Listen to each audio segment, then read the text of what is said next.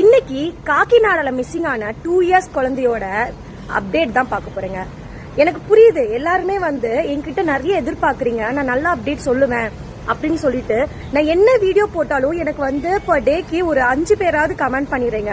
Sis அந்த குழந்தை என்ன ஆச்சு, அப்டேட் சொல்லுங்க, என்ன அப்டேட்டா இருந்தாலும் அட்லீஸ்ட் இப்ப என்ன நடக்குது அதையாவது சொல்லுங்கன்னு சொல்றீங்க. அது சோ இந்த குழந்தை எப்படி மிஸ்ஸிங் ஆச்சுன்னு தெரியலனா நான் ஒரு 8 வீடியோஸ் கிட்ட இந்த குழந்தைய பத்தி போட்டிருக்கேன். தயவு செஞ்சு போய் தெரிஞ்சுக்கோங்க.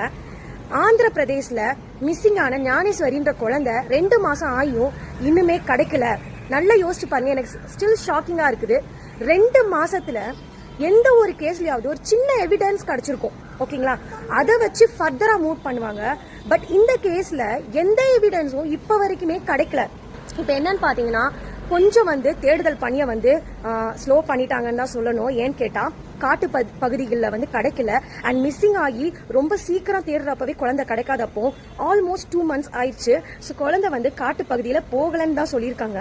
கிட்னாப்பிங் முறையில பாத்தீங்கன்னா கூட குழந்தைக்கான கிட்னாப் பண்ற எந்த ஒரு எவிடன்ஸுமே கிடைக்கல.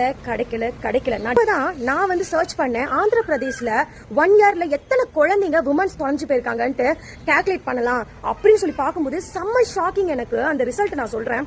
ஜான்வரி 2025ல இருந்து இப்ப 2026 வரை தொலைஞ்ச குழந்தைங்கன்னு பாத்தீங்கன்னா 5628 உமன்ஸ் அண்ட் குழந்தைங்க தொலைஞ்சு போயிருக்காங்க ஆந்திர பிரதேஷ்ல.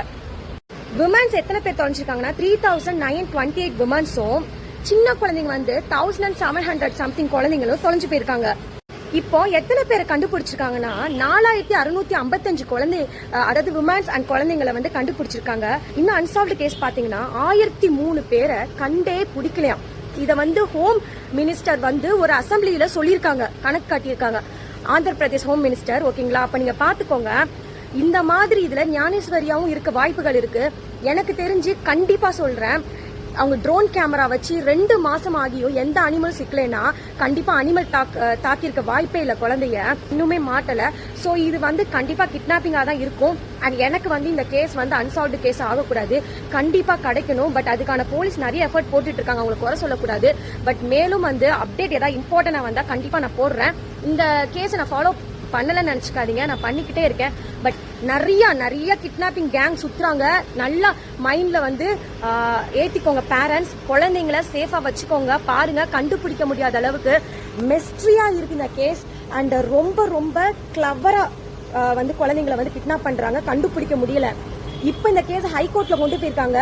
இப்ப கேமரா இல்லாதனால இந்த குழந்தையோட நிலைமை கேள்விக்குறியா இருக்குது. அப்டேட் வேணும்னா கண்டிப்பா பேஜை ஃபாலோ பண்ணிக்கோங்க. Thank you so much.